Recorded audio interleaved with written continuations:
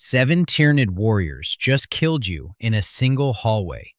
On the tabletop, where experienced commanders typically field 3 or 4 warriors across an entire army list, that kind of concentration represents a dramatic departure from standard deployment doctrine. Tyranid Warriors are Synapse creatures. The 10th edition Codex confirms it. Units like the Neurothrope and Tyranid Warriors fall under Synapse classification, meaning they project the Hive Mind's psychic will directly into the battlefield, anchoring the swarm's lesser organisms around them. Without Synapse coverage, Termagants scatter. Hormagaunts lose coordination. The swarm's tactical coherence degrades at the edges. Warriors are too valuable as psychic infrastructure to dump into a single corridor as cannon fodder.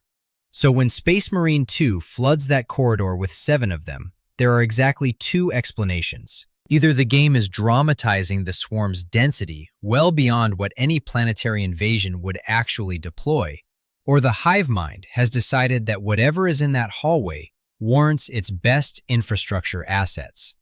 The second answer is more interesting. It's also the one that opens a door the game never bothered to explain.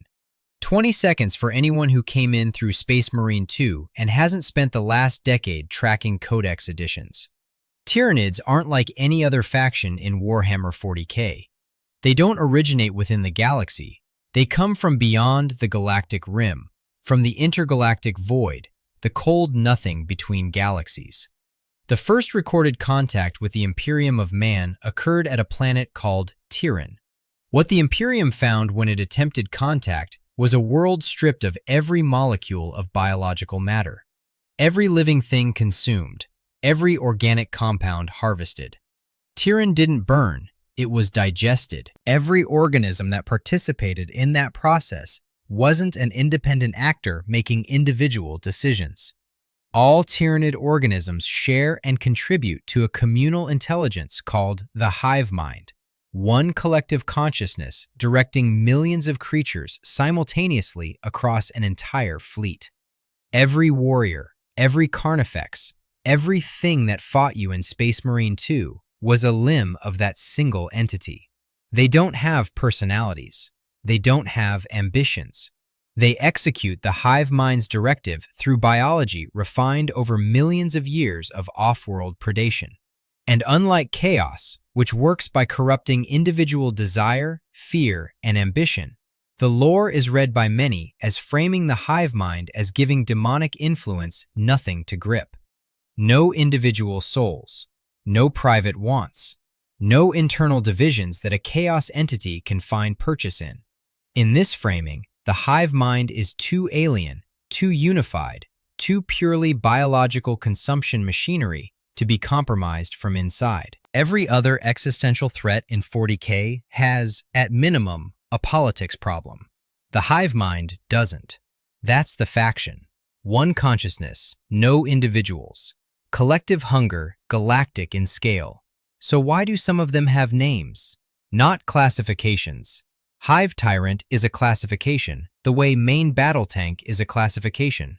Specific names: Old One-Eye, the Swarmlord, the Screamer Killer, the Red Terror, Death Leaper, the Doom of Malenti, the Parasite of Mortrex. Individual organisms tracked across decades, across campaigns, across multiple Codex editions, each one carrying an entry distinct from every other example of its species type. If the Hive Mind is one being, and the lore insists it's, then a named Tyranid is the conceptual equivalent of a specific kidney deciding it has its own biography.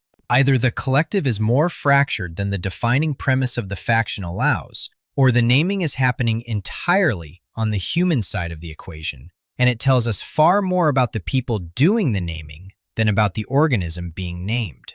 That question is what this is actually about. Start with the one that shouldn't exist. A standard carnifex is one of the Hive Mind's most effective mass-produced assets. It's a massive assault organism, armored in layered chitin, hard K. It's chitin, not chitin. That's the biological term, and the scientific standard is hard K. It's designed with a singular directive: advance and destroy armored targets. The Hive Mind builds carnifexes the way a factory builds shells, in volume, with the expectation of expenditure, without attaching any significance to individual units. A Carnifex that survives a campaign isn't a treasured veteran. It's a unit that hasn't been recycled yet.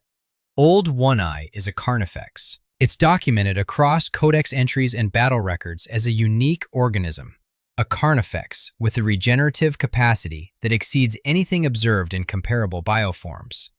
Wounds that would permanently retire a standard Carnifex, wounds that tear through armored hide and do structural damage to core biology, don't end this one. The lore records it absorbing damage at a scale that field commanders describe in terms that border on denial and recovering. Accounts describe a direct plasma weapon discharge to the skull, the kind of hit that at close range liquefies bone and erases the tissue beneath, the kind that leaves nothing for a regeneration system to work from, and Old One-Eye surviving it. The specific Codex passage confirming that plasma incident is harder to nail down in current edition text than the organism's reputation would suggest, and a serious read of the available evidence should register that. What holds across decades of records? This organism has accumulated battle damage that should have retired it multiple times, and it keeps returning to Imperial engagement zones. By itself, that makes it notable. An unusually durable Carnifex is still, fundamentally, a Carnifex. A concerning tactical problem, not a philosophical one. What makes Old One-Eye the centerpiece of any honest discussion of Tyranid-named organisms is what accompanied the survival. Old One-Eye operates outside normal synaptic connection to the Hive Mind. Every Tyranid in the field is supposed to be networked. The Synapse hierarchy, creatures projecting the Hive Mind's will, lesser organisms receiving it, is the mechanism that makes the swarm function as a coherent force rather than a mass of uncoordinated predators. Disconnection from that network, for most Tyranid organisms, produces behavioral collapse. The small things scatter. The medium-sized things revert to territorial instinct. A large organism cut off from Synapse guidance is dangerous the way a damaged weapon is dangerous, unpredictably, with outcomes that serve nobody's strategy. Old One-Eye, according to available lore accounts, functions with frightening intelligence outside that connection. It moves with purpose. It hunts. It makes real-time predatory decisions that place it in tactically advantageous positions more consistently than pure biological instinct can explain. And after each engagement, accounts describe it returning to the fleet, boarding hive ships, traveling with the swarm across the void between campaigns. Though this framing rests on sources that require Codex verification before it can be stated as established fact. What remains on the table, assuming those accounts hold? The hive ships carry it, despite this organism apparently not operating under the standard directive the Hive Mind extends to every other passenger aboard. Whether they carry Old One-Eye because they're ordered to, because the Hive Mind has specifically modified their behavioral parameters to tolerate an organism it deploys differently, or because the Hive Mind genuinely can't prevent it from boarding, none of those questions have a clean answer in lore. More recent editions have moved away from the original hard framing of Old One-Eye as a gone rogue asset in open defiance of the Hive Mind's will. The current ambiguity is more uncomfortable than a clean binary. It might be both, partially, simultaneously, in ways that the Hive Mind's alien architecture doesn't resolve into categories human military doctrine can comfortably use. The community landed on the only response the situation really allows. The Carnifex accidentally harnessed the plot armor of named characters.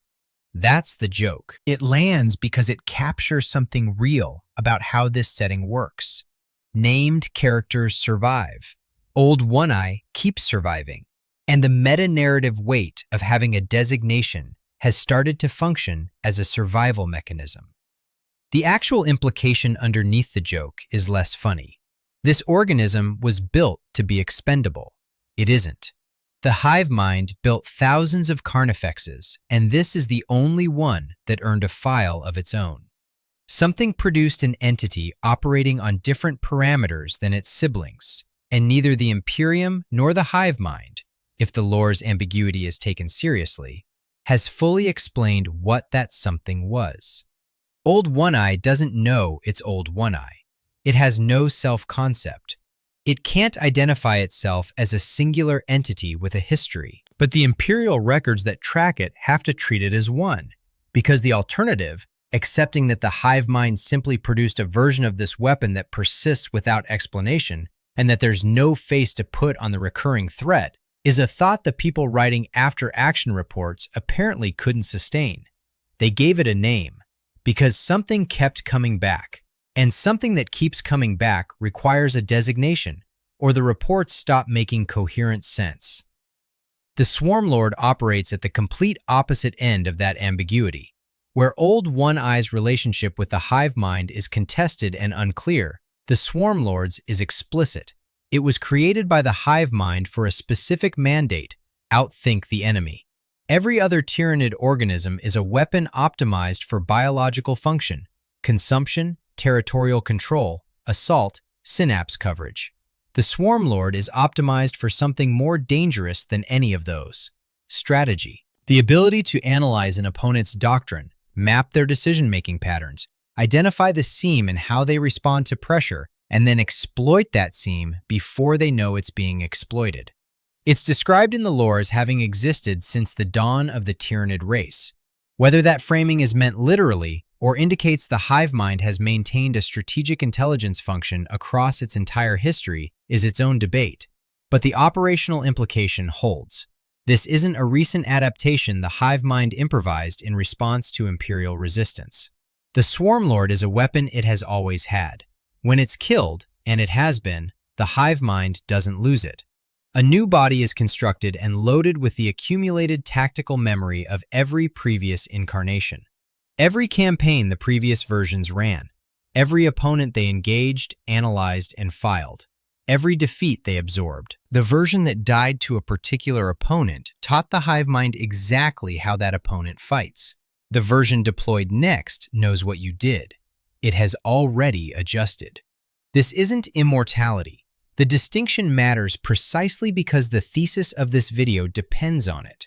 Immortality implies the same consciousness persisting through time, subjective experience accumulating, memory building the way living experience builds. The Swarmlord has continuity of data, not continuity of self. Whether those are functionally the same thing, or whether the Hive Mind's architecture produces some third category neither term adequately captures, is a question the lore raises deliberately and never fully resolves. Yes, Games Workshop has killed and rebuilt the Swarmlord more times than some fans would like. That frustration is legitimate. The Worf effect, using a supposedly invincible entity as a punching bag to demonstrate other characters' power, is a real narrative pattern, and it hollows out credibility over time. But the preemptive answer is built into the mechanism itself. Every death is data. The version that was killed to showcase another character's capability is the version that generated the Hive Mind's most precise profile of how that character fights. The database updates. The next version arrives better informed. For anyone who played Space Marine 2, you are an Ultramarine. That isn't incidental. The Ultramarines' history, their fortress, their institutional identity, all of it anchors to a planet called Macragge. Marneus Calgar, chapter master of the Ultramarines, is the man whose tactical decisions have defined how that chapter has fought for decades. The Swarmlord didn't invade the Imperium in some geographically abstract sense. It came to Macragge, the Ultramarines' home. It fought Calgar directly. The lore frames this engagement as rivals of the great tyrannic war, two mighty fists and a bladed four, which describes Calgar's twin power fists against a four-bladed Swarmlord in direct combat, on the rock that defines everything about the chapter you're playing. What the full campaign costs both sides, the precise tactical sequence, the exact accounting of who inflicted what on whom, that requires primary Codex sourcing that a summary can't responsibly carry beyond what's confirmed. The event is confirmed. The clash is confirmed. The Swarmlord was there, on Macragge, directed at the Ultramarines by the Hive Mind's strategic logic. The rest is in the Codex entries. What matters for the wider argument? The Swarmlord doesn't remember Macragge the way Calgar remembers it. Calgar carries it as lived experience. Commands made under pressure, specific losses absorbed, the weight of defending his chapter's home against something that doesn't fight like anything the manuals prepared him for. The Swarmlord carries Macragge as a behavioral dataset. Calgar's tactical profile under maximum defensive pressure, documented and filed. The difference between it remembers how you fight and it has comprehensive data on how you fight is enormous philosophically and approximately zero militarily. So does the Swarmlord have a name because it's an individual? The Hive Mind built something strategic enough that its recurring presence across major campaigns forced Imperial Command to recognize it as a distinct entity rather than a succession of powerful Hive tyrant variants. Whether what they were recognizing was actually the same being or a series of constructed bodies carrying shared data gets lost in the operational urgency of needing to communicate. The same tactical intelligence is present in this theater. The name functions as shorthand for a persistent threat. Whether it describes a person is a question nobody on the receiving end of a Swarmlord campaign has time to resolve. Some of the Hive Mind's most effective weapons look nothing like weapons at first assessment. Rippers are small, piranha-like organisms with an uncanny capacity to appear from nowhere in groups of several dozen. Functionally, they're the Hive Mind's cleanup mechanism, the final stage of bioconsumption that processes remaining organic material after the larger organisms have completed the structural work. They're lethal in numbers and basically harmless in isolation. And they are, by community consensus established across years of engagement with the faction, what the 40K community calls friend-shaped. The gap between the aesthetic, a small, round creature with grabby limbs, and the operational reality lands as cognitive dissonance rather than horror, and the community has run with it. The Orc faction's official perspective on the Tyranid threat tends to bypass philosophical complexity entirely. Small bugs go boom, big bugs are a proper fight. The whole situation broadly endorses the concept of combat. Neither response is wrong. Both of them are doing the psychological work of making the extinction of all biological life in a galaxy slightly more manageable to sit with. The Hive Mind doesn't file these reactions under any category that affects its deployment decisions.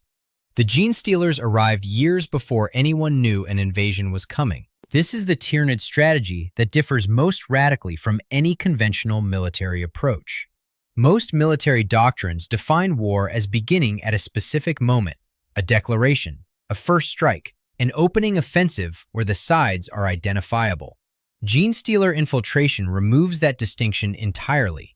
The invasion begins decades before any visible force arrives, inside the population being invaded by organisms already in position. A Genestealer deploys ahead of the main fleet, sometimes years in advance, sometimes a human generation. It infiltrates a population and infects. The transmission is biological, a physical mechanism that alters the host's DNA at a foundational level. The exact hormonal and neurological cascade that follows, the specific molecular pathway the lore documents, requires primary Codex sourcing for precision that secondary materials can't reliably carry, and presenting the biological detail as more certain than the available evidence supports would be doing the lore a disservice. What the lore establishes clearly, the infection is real, it's biological, it's permanent, and the host doesn't fully understand what was done to them. The infected host produces children. Those children carry Genestealer genetics expressed at varying levels across generations. The first hybrid generation might look slightly unusual, minor biological variations, nothing that reads as monstrous in a standard civilian population.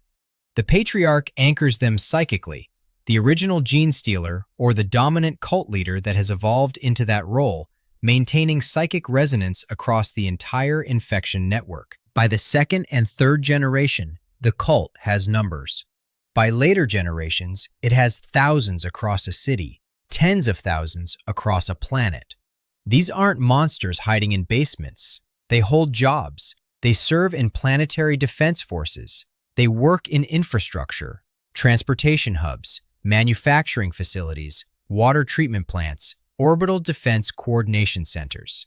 Their loyalty to the Patriarch is absolute and unexamined because they have no framework within which to identify it as something externally imposed rather than something they simply feel. The cult doesn't need a manifesto, it needs positions. Here is a correction that matters. The Broodlord does not lead the Genestealer cult. That distinction has been publicly mishandled in other coverage of this faction, generating substantial audience correction in response. The Patriarch leads the cult, the original or dominant Genestealer at the root of the infection network, evolved through the cult's psychic accumulation into the guiding intelligence that anchors every infected mind. The Broodlord is a different organism entirely, a powerful Genestealer warrior type, a heavy assault bioform within the cult's structure, not the cult's guiding intelligence. Different creature, different role, different function in the organization. The terminological history is genuinely edition-dependent. Earlier rules publications and supplementary materials used these terms with less precision across different print runs, and presenting one answer as having always been universal would introduce its own form of inaccuracy. The current answer, for current edition lore and rules, is Patriarch leads the cult. That's the distinction. The Broodlord isn't the same thing. When the cult reaches sufficient scale, millions of infected across a population, generations deep into the hybridization cycle, the brood mind activates. A collective psychic signal generated by the aggregate mass of infected minds, broadcasting across distances that conventional communication can't bridge. The fleet, still in transit through the void, detects it and adjusts course. What arrives at the planet doesn't meet a defended world. It meets a world whose internal systems have been compromised from inside by organisms that have been in position for decades. The defense forces have people in them. The infrastructure has been quietly prepared for failure. The resistance that should be waiting has been infiltrated, and the individuals who should be coordinating it have been isolated, undermined, or removed. The planet that the fleet reaches was already lost. The Genestealer that started the infection cycle, the one that waited, that built something patient enough to endure inside human civilization across generations without being detected, then called in the only force large enough to finish what it started. That organism earned nothing resembling a personal name. What it earned was the destruction of a world. The patience alone is the horror. The Screamer Killer is older than most discussions of it acknowledge. It's a Carnifex variant, though whether it currently carries its own separate datasheet in 10th edition rules or remains a configuration of the base Carnifex is something primary edition texts settle definitively, and the available summary material doesn't fully confirm either way. What's established? It's a distinct bioform differentiated from the standard Carnifex primarily through its bioplasma weaponry. Bioplasma projectors capable of charging and discharging living bioplasmic energy at range. The standard Carnifex is built as a general assault organism. The Screamer Killer is built around what those projectors do. Community and secondary sources describe bioplasma discharge as carrying a distinctive acoustic signature at range, a high-pitched biological scream in the moment preceding impact, and attribute the organism's name to that effect. How that name actually originated and whether that account is the one the Codex confirms needs primary Codex text behind it before it can be stated as established fact rather than a reasonable inference from community transmission. By the time the sound registers as a threat category and the brain begins the targeting identification process, the discharge cycle has already completed. You hear it, then you don't hear anything. Whether the Screamer Killer qualifies as a legend in the same register as Old One Eye is a genuine definitional question, and the audience argument around it's legitimate. Old One Eye is a specific organism with an individual history. One creature tracked across campaigns, given a designation because of what that particular organism survived. The Screamer Killer appears to be a bioform template the Hive Mind can replicate at need. When a Screamer Killer is destroyed, the design isn't gone. The Hive Mind has the blueprint. That's precisely where the philosophical tension lives. If the name belongs to the design rather than the individual, then it's the hive mind itself that created something nameworthy, a weapon distinctive enough from the standard configuration that Carnifex stopped being sufficient descriptor. The naming is still ours. But the thing that prompted the naming was the hive mind's deliberate design work. The Screamer Killer earned its place in the record by being different enough that a new category became necessary. The Red Terror earned its name by being somewhere it shouldn't have been, repeatedly. It's a fast-moving tunnel predator, smaller than the name suggests, optimized for speed and close-quarters lethality at biological reaction speeds that exceed standard human processing time. Its most documented characteristic across its rules profile is an ability to swallow targets whole, which tells you approximately how close the engagement reaches before it registers as an engagement at all. You don't see it lining up an approach. You see it when it's past your perimeter. It shares the tunnel-hunting niche with organisms like the Ravener, R-A-V-E-N-R, like ravenous, not ravener. Serpentine burrowers built for the same underground ambush role. What distinguishes the Red Terror from these species-type organisms is the same thing that distinguishes every named organism on this list. It's survived long enough to be encountered again, and again after that. The claim that it represents an early hive mind experiment in the biological engineering that eventually produced the larger tunnel-digging bioforms, the Trigon-class organisms, appears in analytical discussion of the Tyranid organism hierarchy. That specific framing needs primary Codex text behind it before it can be stated as established fact rather than a reasonable inference from the organism's physical profile and role positioning. The lore establishes it existed. It was encountered multiple times across multiple engagement zones, and something about that pattern prompted Imperial records to assign it a singular designation rather than filing it as a species-type threat. The naming pattern for the Red Terror is identical to every other organism on this list. It survived. It was encountered again. Imperial Command needed a way to tell subordinate units that the Predator reported in 3 separate engagement zones was almost certainly the same organism, wasn't dying the way the tactical calculus expected, and required a name to track its movements across theater. The hive mind didn't authorize that designation. It doesn't know the Red Terror has a name. It knows it has a functional assault bioform in a particular zone, producing favorable attrition results. Whether that organism has been named by the things it's killing isn't a data category the hive mind maintains.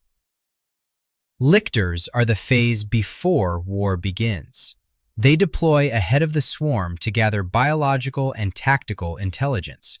Accounts describe functions including pheromone trails for invasion pathways, genetic profiles of indigenous species, and mapping of critical infrastructure, though the specific capabilities documented in the Codex entry require primary source verification before they can be stated as confirmed. They're built to be undetectable when they choose to be.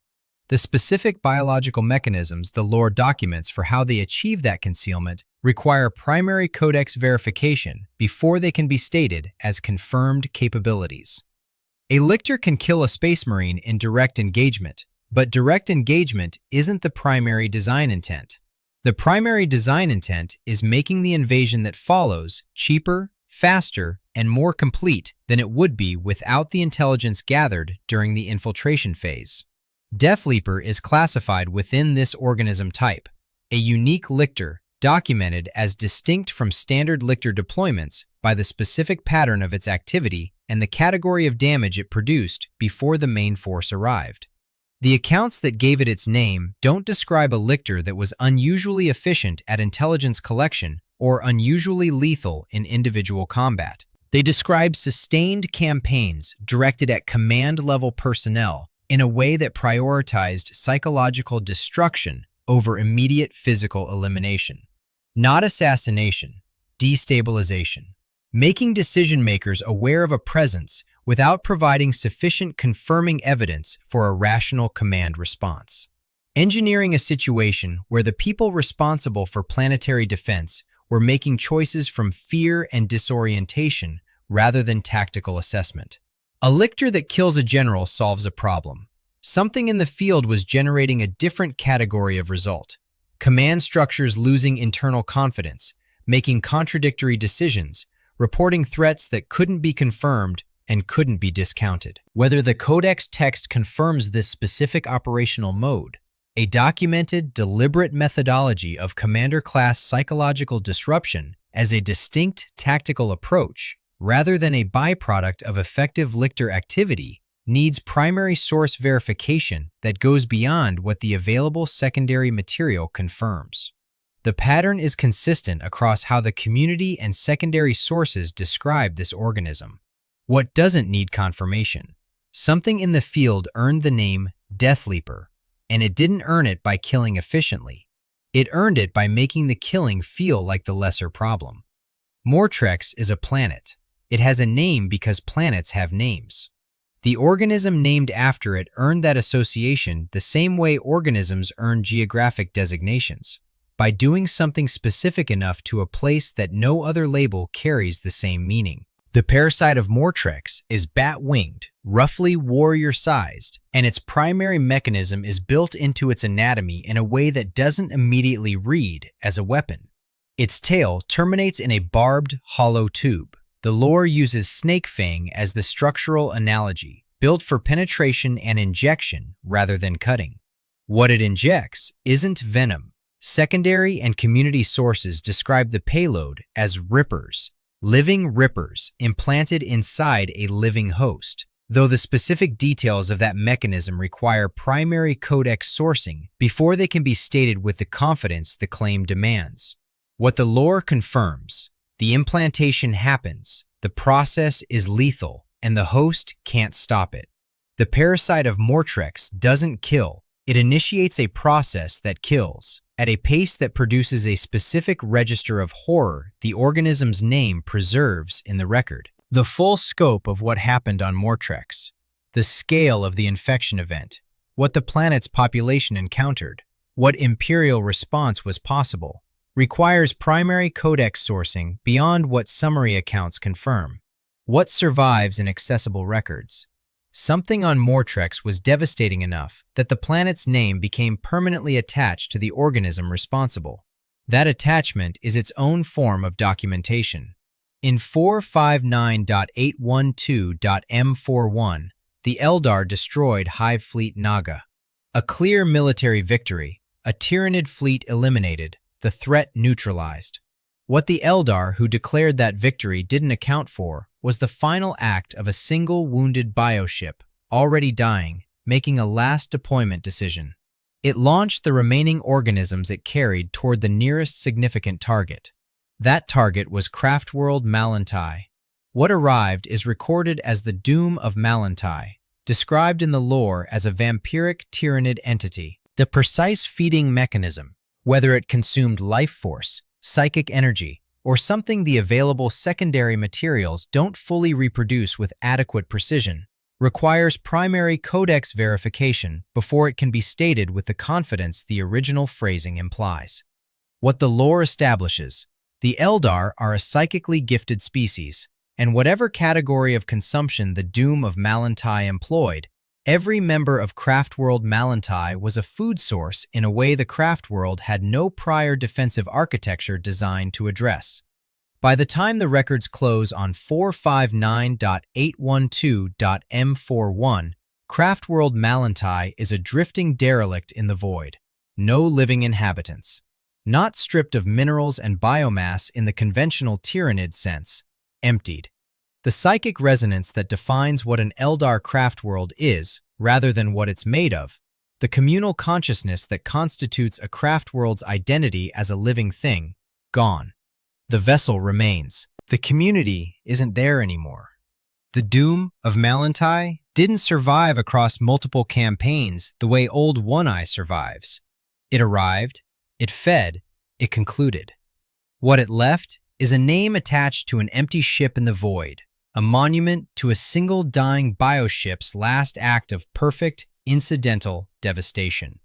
The Eldar named it the way civilizations name catastrophes, not because the thing knew its name, because the survivors needed something to say when they explained what happened. Here is the thread running through all of them. Old One-Eye doesn't know it's Old One-Eye. The Swarmlord doesn't carry Macragge as memory the way Calgar carries it. The Screamer Killer has no opinion about the name. The Red Terror has no concept of itself as the Red Terror. Death Leaper doesn't know it has a reputation. The Parasite of Mortrex has no awareness of Mortrex beyond whatever biodata the Hive Mind processed at first contact. The Doom of Malenti never knew there was a Malenti to Doom. Every name on this list was applied by the side that was losing, by Imperial command officers filing after-action reports in a structure that required recurring threats to have designations in order to route tactical intelligence about them to the right units, by Eldar recording catastrophe, by communities trying to explain to survivors which specific predator to watch for if it appeared in their zone again. The naming was a survival tool for the named organism's victims, a way of asserting that the threat had a face, that it was trackable, that sufficient understanding of the enemy produces actionable intelligence. The Hive Mind doesn't assign names. It tracks functional outcomes, deployment zones, attrition metrics, genetic yield from consumed populations. The specific organisms that humans have tracked and designated appear in the Hive Mind's record, if it keeps records in any sense we'd recognize, as successful assault assets, effective infiltration bioforms, high-yield consumption events. Whether they carry names that the civilizations they destroyed attach to them isn't a data category the Hive Mind maintains. This means every named Tyranid legend is a story told by the prey. Old One-Eye survives because its regenerative system operates at a level no comparable Carnifex achieves, and the humans who kept encountering the same scarred predator needed a way to communicate this one, specifically, is the one that keeps coming back. The name is a survival mechanism, a way of making the threat comprehensible, of framing it as a specific enemy rather than an expression of an impersonal biological process that doesn't stop when individuals die. The Swarmlord earned its name because the Hive Mind built something strategic enough that its recurring presence across major campaigns forced Imperial Command to recognize it as a continuous entity rather than a succession of powerful Hive Tyrant variants. Whether what they were recognizing was actually an individual or a series of constructed bodies carrying shared data gets lost in the operational urgency of needing to communicate that the same tactical intelligence is present in this theater. The name functions as shorthand for a persistent threat. Whether it describes a person is a question nobody on the receiving end of a Swarmlord campaign has the resources to resolve. Death Leaper earned its name by making command structures fail in a way that required an explanation. A command structure that has lost confidence in its own situational awareness, that is making decisions from fear rather than assessment, needs a cause to point at. Death Leaper is the cause. It's possible that the psychological destruction attributed to a single legendary lictor is what lictor doctrine does to command infrastructure over time, regardless of which lictor is operating. And the individual at the center of the legend is a narrative the survivors assembled to explain cascading failures that had a more distributed cause. The lore doesn't confirm that reading. It doesn't definitively rule it out either. The Parasite of Mortrex earned the name of a planet because something had to explain what happened to that planet. The Doom of Malenti earned the name of a craft world because an empty vessel floating in the void needed a history. The Red Terror earned its name because something kept showing up in engagement zones after it should have been dead. The Screamer Killer earned its name because it sounded different enough from everything else that the difference needed a category. All of it on our side of the encounter. The horror of the Tyranid faction isn't Old One-Eye. It's not the Swarmlord. It's not any of the named organisms individually. A single one of them, however dangerous, is a tactical problem. Something with a profile that can be studied, a weakness that can theoretically be found, an organism that can, in principle, be killed permanently. Individual enemies are comprehensible. Individual enemies are, in the most fundamental psychological sense, manageable. The horror is that the hive mind doesn't need them to be individuals. It doesn't need old One-Eye to have a personal story. It doesn't need the Swarmlord to be a singular consciousness with subjective continuity.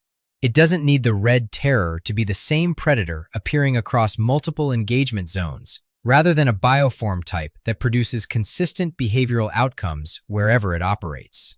None of these distinctions affect the hive mind's operational results. It doesn't process the difference between a specific carnifex that survived and a category of carnifex that tends to survive. The attrition calculation comes out the same. We need those distinctions. We need Old One-Eye to be one scarred predator with a history rather than a classification of unusually durable variants. We need the Swarmlord to be the same intelligence returning rather than successive strategic bioforms with access to shared memory. We need the Doom of Malenti to be a creature with an identity rather than a feeding event that happened to be catastrophic. We need there to be someone we're fighting, a face, a story with a beginning and an end, something that can be defeated in a way that closes the chapter rather than just adjusting the deployment schedule for the next iteration. The hive mind doesn't provide that. It never did. The names are our gift to ourselves. A coping mechanism scaled to the specific terror of facing an enemy that doesn't know it's being watched, doesn't care whether it's famous, and will still be processing biomass in your sector after every named version of itself has been destroyed a dozen times. Because the thing doing the killing was never the individual, it was always the whole. The next time you hear a name whispered about a Tyranid, remember, you gave it that name, because the alternative was too terrible to think about. Subscribe if this is the kind of lore you came here for.